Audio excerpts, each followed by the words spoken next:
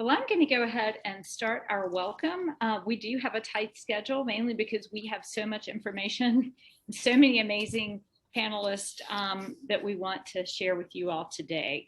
So for those of you who don't know me, my name is Susan McKracken. I am at Appalachian State University, and here I serve as the Director of Career Development and Economic Engagement. On behalf of my colleagues from North Carolina Central University, our Eagles, the University of North Carolina, Greensboro, and UNC Chapel Hill, we are all thrilled to have you with us today. We have been planning this event since July, and we have put a ton of time and thought and love into this event, and we're really excited that you're with us today. For our employers, you are truly world-class, and this event has been planned to create a safe and supportive environment for you to talk about your initiatives, progress, and your challenges in creating inclusive workplaces. It is also an opportunity today for you to share a little bit about yourself and your own personal journey. For students, Lead Your Way will allow you to engage as little or as much as you would like in exploring the topics of diversity, equity, and inclusion, or DEI, which is often the word that the corporate sector uses in the workplace. For some of you, that engagement may be listening, taking notes, and reflecting on what you hear. For some, that may mean that you join an employer in a breakout session to talk more with them in a smaller group. And for some, that may mean following up with an email or a LinkedIn request. Each of us is unique, and we support your participation at whatever level feels appropriate and comfortable to you. We're really excited, as I said, to have you with us today. And I do want to put in a shameless plug for those of us who work in career services. We are really passionate about what we do. Supporting you and assisting you is not just our job, but it's something that we care deeply about. For some of us, like myself, I didn't take advantage of this when I was a student in college. And we really, really are thrilled that you're here with us today. So let me give you just a few little housekeeping tips. Y'all have been doing Zoom since what feels like the beginning of time now. So you know all the sort of Zoom etiquette. But we want to let you know we do have 3 panels. If after this first panel, and this was the only one you signed up for, you're like, ooh, I really want to come back at 5 o'clock. You can do that. You don't need to re-sign up. You just need to jump back into the Zoom meeting. The format is each panel will have the employer speak and do questions for 30 minutes. I'm sorry, not do questions from the facilitators for 30 minutes. Then they will go into breakout rooms, and you, our students and participants, will have a chance to go into those breakout rooms and meet them. You can also go between breakout rooms. So maybe you are with one employer for 10 minutes, and now you want to go and be with another employer, you can do that. We will bring, those breakout rooms will be about 30 minutes. We'll bring everyone back into the main room very close to the top of the hour to get ready for the next panel. At the end of our panels, right before 6 o'clock tonight, we will put up a list of breakout rooms of employers who will be available from 6 to 7, very much for networking, a chance to talk to them about their internship and job opportunities, someone you want to follow up more with. And we will let you know who those employers are who will be here. So at this point, let me just ask if there are any questions about housekeeping. And if not, we'll jump right into our first panel. Okay, great. So our first panel is Authenticity in the Workplace, and Nicole Hall and Michael Clinton from UNCG will be facilitating that panel. And now I'll turn it over to them. Great. Thank you so much, Susan. We appreciate it, and really excited to have all of you here this afternoon. So we have about 30 minutes and it's going to fly by. So I'm going to start off by asking our panelists to just briefly introduce themselves. If you can share your name, your title, and your organization, and maybe how long you've been with the organization as well. And I'll just go around and call on you. So I'll start first with Shauna from Facebook. Hi, everybody. My name is Shauna Kimball. I'm an event program manager at Facebook. I have been there for about a year, but I've been in tech for the last 6 years, Uber, Accenture, Northrop Grumman, all the apps on your phone. I've probably been there. Thanks for having me. Thank you, Shauna. I'll ask our colleagues from McKinney to introduce themselves. We can start with Sue. Hi there. My name is Sue Roach. I am with McKinney. I've been with McKinney as the Chief People Officer for 5 years. And prior to that, I've worked with other agencies, Leo Burnett, Arnold, et cetera. And I'm really delighted to be here. Hi, and I am Chandra Gwen, and I am the Executive Director for Diversity, Equity, and Inclusion at McKinney. And this is my 8th day. And prior to that, I was in higher education at a university that's down the road from some of you that's not here today. Thank you, Chandra. Welcome. I'm going to go ahead and hand it off to Daisha from Blue Cross Blue Shield.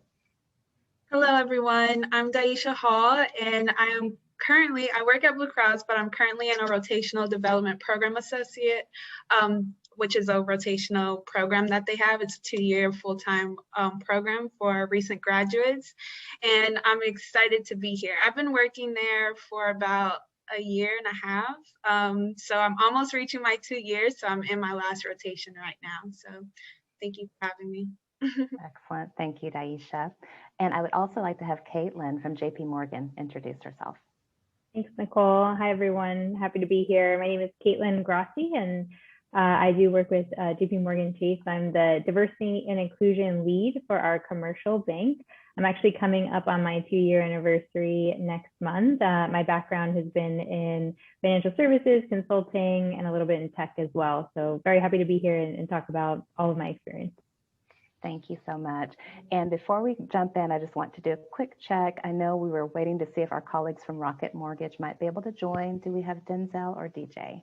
DJ is here. I apologize. I was having DJ. a little bit of technical difficulties, but I am here. We are so glad you're here. We were just going to go around and introduce. So if you don't mind sharing your name, your title, your organization, how long you've been there. Thanks, DJ. For sure. Once again, I apologize for the delay here. My name's DJ Bridges. I'm a University Relations Manager with Rocket Mortgage.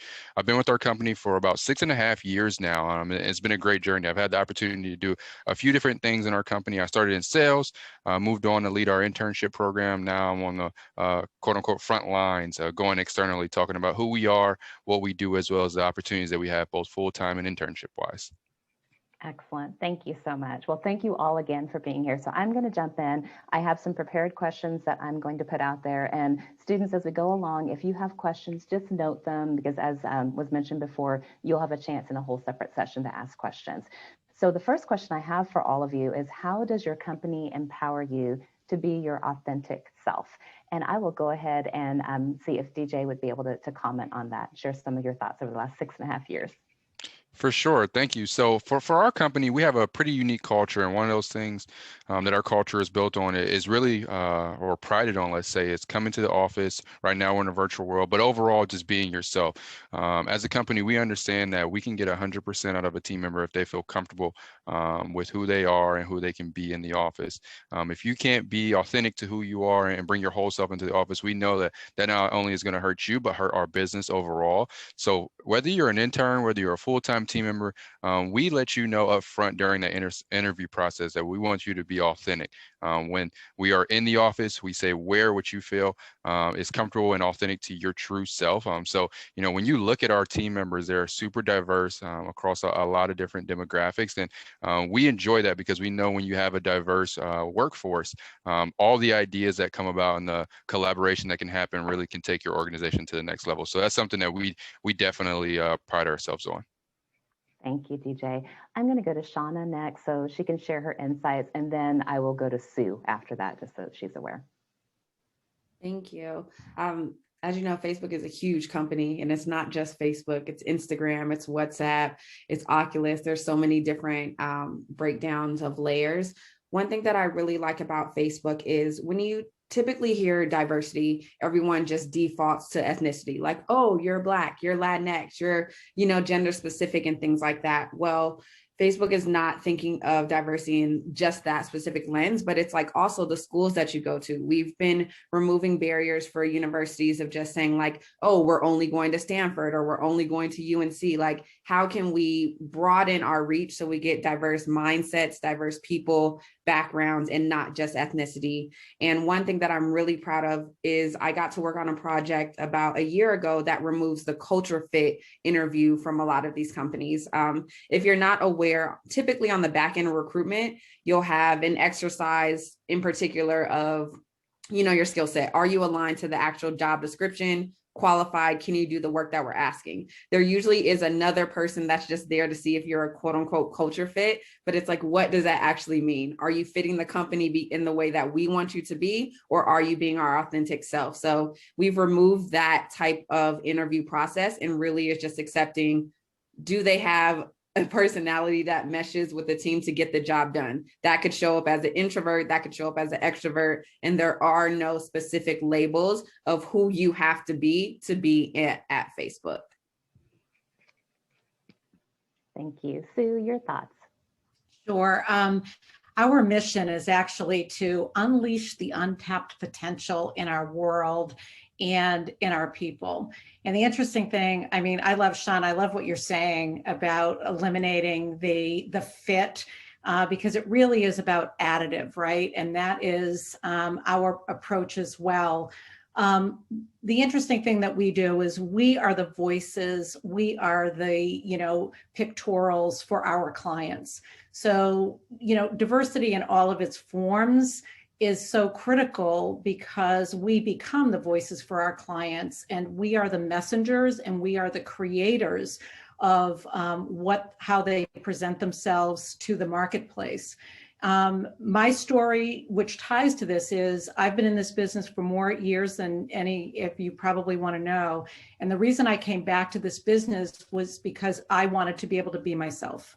And it is an environment where I can speak my truth and, be who I am. I don't have to check myself at the door. One of the things I just want to tip in that we've done is in order to really help people kind of really open up, we established a Forte communication style assessment. It's not a test, but it's a way to equalize people when they come in and help build teams. And when we go through it and facilitate the Forte with everybody, we say there's no hierarchy in this room. We are people communicating with people. So that is just the tip of the iceberg. We want everybody to be heard. Great. Thank you, Sue. These are some wonderful insights. I'm going to close out on this question with Caitlin and then Daisha. Hey, thank you, Nicole. Yeah, I'm loving what I'm hearing from the other groups. I think that's why we're all here kind of representing our firms, because we all feel like we can bring our authentic selves to our companies. What I'll say about JP Morgan Chase is you might think, it's maybe a little bit more stiff. It's a big bank. You might have some preconceptions about that. I would say no one embodies authentic leadership or just bringing your authentic self to work more than our CEO, Jamie Dimon. We all just kind of call him Jamie. If you ever take a look, Google any sort of YouTube video out there with him speaking, and you will be kind of floored by how candid, open, just blunt he is about everything. I was kind of shocked. I didn't really know that much about him before I joined the firm. Within my first week, he was actually talking, I think it was a Black Executive Forum or something else. And just the way in which he was talking about diversity and inclusion at the firm, I was absolutely blown away at his bluntness. And, on a personal level, I'll say, one example that I feel like I can bring my authentic self to this workplace is in the past, I've received feedback around kind of my, I speak with my hands, I'm kind of expressive and emotional on my face. If I'm in a meeting and I don't really like something, you can probably tell right away because I just can't control it. I'm very expressive. And in the past, I've always received feedback like, hey, Caitlin, you kind of need to take that under control. Like that's, maybe not professional, or, you got to be aware of that. But at the end of the day, I really can't help it, right? It just is kind of something that's unconsciously happening. But when I got to JP Morgan, my boss noted it and fully embraced it. She loved that, I could be that expressive and feel that comfortable with her. And she made me feel comfortable. And for the first time, I just felt confident to kind of be myself and not have to think about that and like mask my feelings in meetings. So just, I think one of many examples of how, I'm able to bring my authentic self to JP Morgan. Wonderful. Thank you. Daisha, what are your thoughts? Yeah, thank you, Nicole. I would just say that Blue Cross has honestly empowered me to be my authentic self since the day I was hired. They ultimately picked me based off of what I have to offer and my experiences, and really trusted in me as a student that only had like one internship experience, no idea what I wanted to do with my degree, and a very creative mind to come and work for them. So I did not necessarily, I guess, check all of the boxes that you would say someone coming out of college should have. But the fact that Blue Cross ultimately chose me makes me feel so comfortable with me being myself every single day. So I think that's just one of the key ingredients to why our company culture is so great as well, because they really want you for you and what you have to offer at the stage in your life and in your career. And on top of that, everyone here is willing to help you along the way. So that's something that, helps empower me to be my authentic self.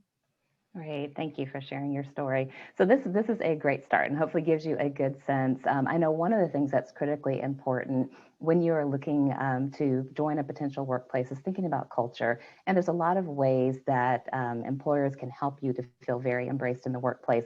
An example I would give is this idea of employee work groups, resource groups. And so the idea is that you can help employees to connect and network around identity or shared interests. And so there's lots of different things that organizations can do. In light of time, I would ask each of you to think of just one. I'm sure you each have like 25, but if you could think of just one example of how you really support your employees and helping them to engage and really connect around shared identity. So let me go back to Daisha and then we'll move from there. Okay, thank you, Nicole. Yeah, so Blue Cross, of course, we have a lot of great employee networks, which are company-approved groups organized around shared interests, backgrounds, and perspectives. So one, for example, that I'm a part of at Blue Cross is the Young Professionals Employee Network, so known as YoPro. And this is just one that I'm actually a co-chair on one of their committees, and it's one where if you're a young professional, you come and join, you get to network with different people, they teach you different things, and I ultimately enjoy it a ton. So thank you for that question. Okay, I am loving the YoPro. That's just so Yeah. fun. Okay, Chandra, how about an example from McKinney? Thank you, Nicole. Well, one of the things that I am really excited about is that there is a group called Chroma, and it is an employee resource group, and they have been actively working to think about ways that they can contribute. And so one of the amazing things that I have seen them do already is to do programming that relates thematically to what's happening. So we've watched some amazing videos and then had thoughtful discussion to follow that, open to anyone. So the group itself is for employees of color or of particular interests, but the discussion has been elevated company-wide. And so folks are able to experience a bit of the culture and then ask questions with their colleagues. And so it's peer-to-peer learning. And I think that's a real strength. That's a great example. Thank you. I would love to hear from Caitlin, and then after that, we'll go to you, Shauna. Sure, thank you. So in my role as a diversity inclusion lead, I get to work across all of our 10 BRGs, business resource groups, that's what we call, also known as employee resource groups. One that I'll highlight is our BOLD group, which is our Black networking group. And we work very closely, particularly in the commercial bank, which I support. We have a Black Leadership Forum, which is open to all of our Black identified employees. And we have a really close partnership there around mentoring opportunities, focus on recruitment, of course, as well as engagement. So we actually just recently ran a bunch of listening sessions with our employees to understand what they're looking for in terms of career advancement and support, and are going to be rolling out those programs soon. So very, very excited about that. Thank you. Mentoring is great. Excellent. Shauna, how about you? Yeah, so in addition to similar to what everyone is saying about like the professional networks that they have internally. I think my favorite random and strange thing is that Facebook has kind of like these outside professional interests. So for example, when we got the stay-at-home ordinance, there was a group that were teaching Black women how to braid their hair, you know? So it's like there are different layers of just feeling safe in your own interest of who you are outside of work so that you can show up professionally at work. And just the realistic, you know, thing of it is like, say you are a Black male new to the Bay, there aren't a lot of resources. There's a group that ranks barbershops like in the Bay Area. So like, it's just the questions that you would be afraid to ask your mentors or your managers. There are safe spaces that relate to who you are. So it's not just like, here's who I am professionally, and yes, I want to grow in my career, but also how do I show up and feel like I can be present and naturally myself without having to text someone like, hey girl, where you get your nails done, you know, outside of the group. So there are a lot of safe spaces that I really like about those, about Facebook.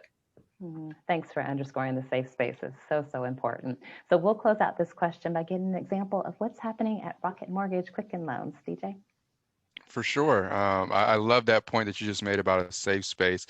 For our ERGs, we call them team member resource networks, and it's all about being in a safe and inclusive space for us. And so I'll highlight a couple. We have a group that is dedicated to our Black team members. And one thing that I'll note about that group is this whole past year of 2020, obviously, a lot of people are aware of some of the racial injustices that have been going on in the country. And we held town halls company-wide. So our company is 25,000 team members, and we held 20, it's pretty large town halls, but town halls company-wide for people to voice their thoughts and their perspectives. And so I think that was something that was super inclusive for our company. But we also have one that's pretty unique. It's called Unstoppable, and it's for some of our team members that have disabilities, and really to shed light on how to be inclusive in the workplace for folks with disabilities and how to be helpful and advocate and thoughtful for them. Because I know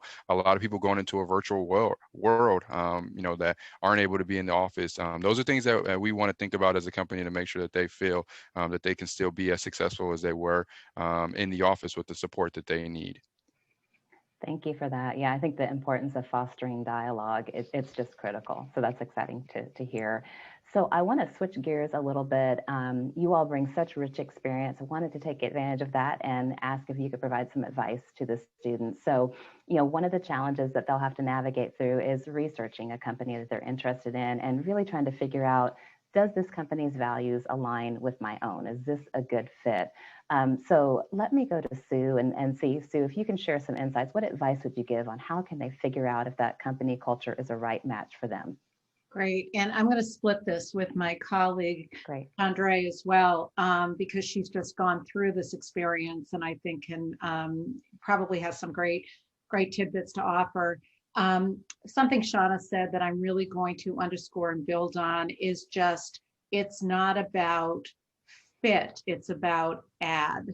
And are you able to be in a place where you are adding, you know, bringing your value add?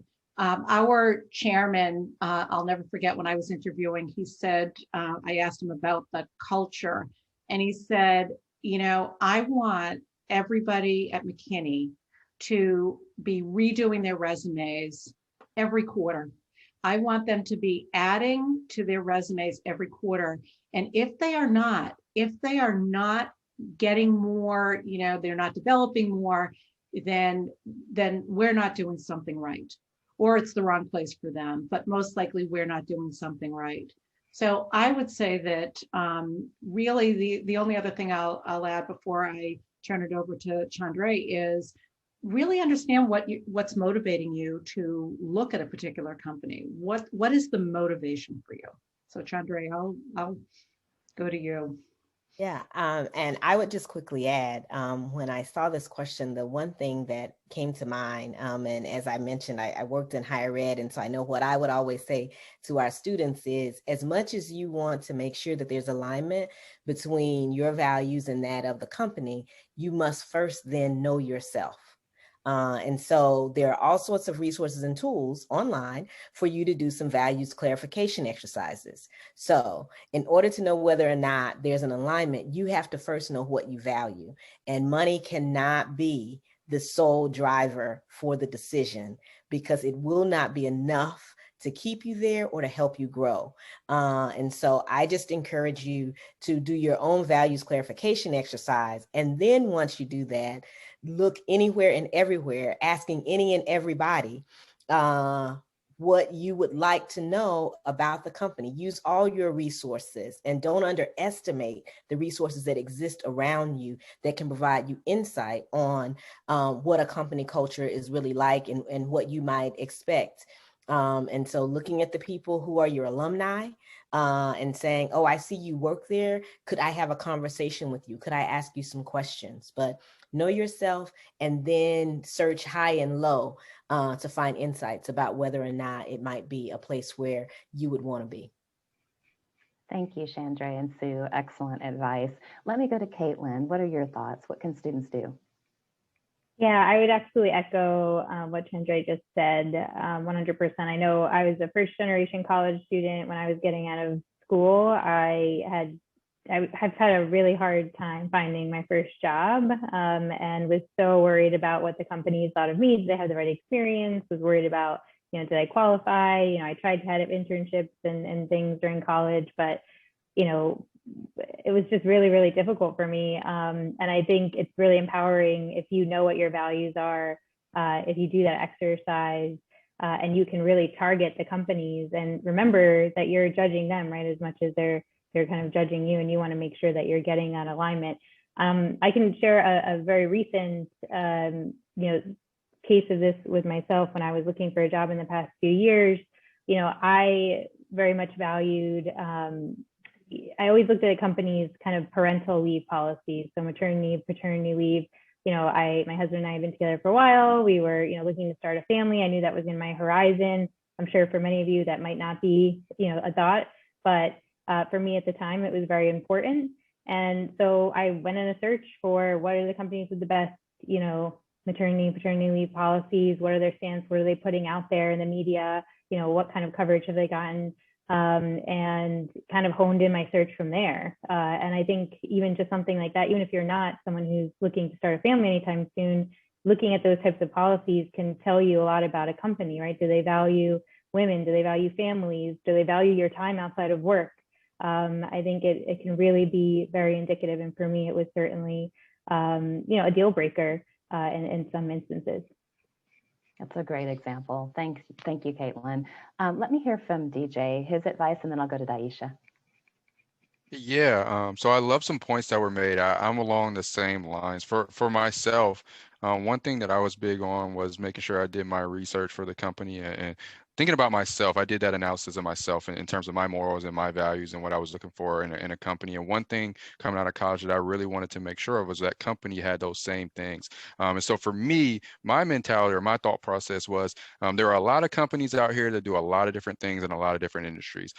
If you find a company that aligns with you morally and aligns with the values that you have, you can learn what that company does. Someone can teach you what happens in multiple industries, no matter if it is finance, accounting, the mortgage industry, automotive, whatever it may be, technology. You can learn those hard skills and some of the soft skills too from the team members around you, but you can't kind of change that culture or those values that a company has. And so if you can align that, I know somebody said it earlier, you got to go in there every day and work with people and work with the leaders of that company. And that makes it that much easier to go in the office every day and have a great time, enjoy your work. And, once again, going back to one of our earlier questions, be 100% yourself in the office, because that's what's going to bring the best out of you and help you grow in your career. Thanks, DJ. Daisha, your thoughts? Yes, I have to definitely agree with everyone and what they've been sharing so far. For me, I know I did this about a year and a half ago when applying to Blue Cross. So I definitely started with myself, and I had a list of at least 4 things that I was looking for in a company. And of course, Blue Cross met all of those things, but just to share a couple of things that I was looking for. Was just looking for a company that was giving back to their community, because that was something that aligned with me in college, and just volunteer work and giving back to the community. I was looking for a company with great work-life balance, and Blue Cross definitely does that, because coming out of college, you're so used to, oh, I can go and chill after going to class. And so that was definitely something on my list that, oh, okay, what if I need to go to the doctor's office? Does Blue Cross offer like anything for that? And so they do. They offer flex hours. So you can ultimately leave, go to the doctor's office for 2 hours and flex that time in a different day. So that was definitely something that stood out to me. Of course, a company with, you know, important thing, of course, for anybody is diversity and inclusion. And then I would think the last thing that I was looking for was just a place that had endless opportunities to help me grow professionally and personally. So Blue Cross definitely met all of those things. And if you would like to take some notes from that, definitely take some notes. But yes, thank you. Thanks.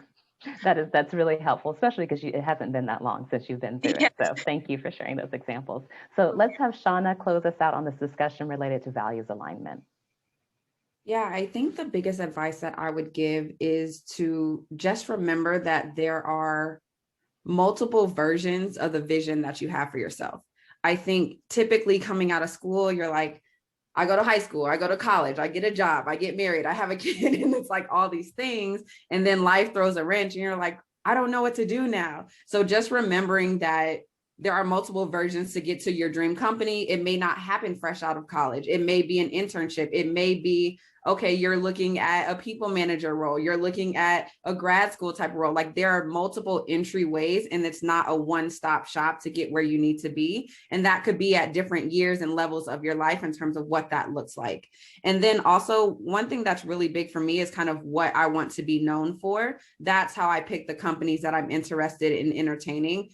Every company is going to give you money. Every company is going to have benefits. Every company is going to have like the structure, corporation benefits that are needed, or everyone's going to jail. Like we all have to have the same baseline principles.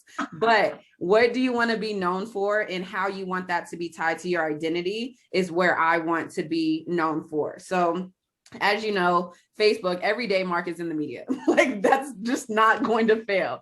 However, you have to be comfortable with, you know, your friends and family coming to Thanksgiving, like, do you know what your CEO did? Do you know what's going on? And either be able to defend your position about why you're there and the impact that you want to make, or fall into the traps of, oh my gosh, you know, like that trauma bond of, yes, this company's so horrible, let me leave. So don't let the perceptions of other people deter you, but also kind of like, what do you want to be known for? Facebook is not the perfect company, but the position that I'm in, I can make the changes that I want to be known for and display my impact in a comfortable way to wake up and be like, yeah, mom, Mark's in Congress now again, but this is why we're here. So looking at it from, there are multiple visions to get to where you want. And also, are you comfortable with what you're known for, where you are at? Excellent. Wow. Thank you, Shauna. I knew the time would fly. This has been an incredible discussion, and there's just so much more we want to hear from all of you. So fortunately, we will have some time after this for Q&A, but I just want to personally, on behalf of myself and my colleagues, thank you all so much for engaging in this discussion. I'm going to hand it back to Susan, and she will give us some direction on what's next. So thank you all so much. Great, thank you. I was taking notes, and one of the things that really stood out to me, Sue, is what you said about the value add, because I think often the terminology has been fit, which indicates that we want kind of everyone to be the same. But if we're going to be really rich and vibrant, we need lots of different pieces of that puzzle, and all that represents. So thank you all for what you've shared. I would like to just make sure students know there's some great resources that have been added in the chat box. So take a look at that if you will. So now we have the opportunity for you to go to breakout rooms, and the folks, the employers that will be in those breakout rooms, let's see, we have Shauna, who will be in the Facebook room. And I am looking at all these people in all my notes, so I hope I don't make a mistake, and I'm sure I will. We have Chandra and Sue, who will be in the McKinney room. Daisha will be in the Blue Cross room. DJ will be in the Rocket room. And Caitlin will be in the JP Morgan room. Did I get everybody right? If I did, I'm very happy. So if you will find out sooner than later if you have the right version of Zoom, because if you don't, you won't get to go there.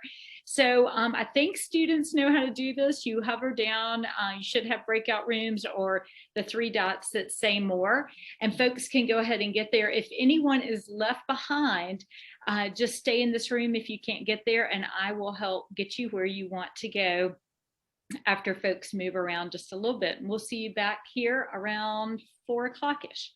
Thank you.